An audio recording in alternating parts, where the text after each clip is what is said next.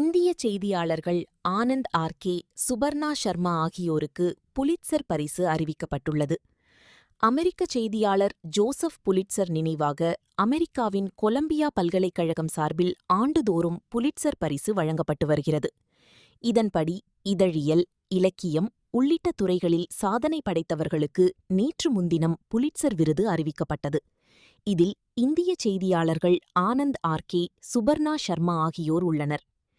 Digital arrest மோசடி தொடர்பாக D dropped என்ற பெயரில் முன்னணி ஊடகத்தில் விழிப்புணர்வு கார்ட்டூன் தொடர் வெளியானது. இந்த படைப்புக்காக ஆனந்த் ஆர்கே, சுபர்ணா சர்மா மற்றும் ஜப்பானை சேர்ந்த நட்டாலி ஓபிகோ பியர்சனுக்கு புலிட்சர் விருது அறிவிக்கப்பட்டுள்ளது.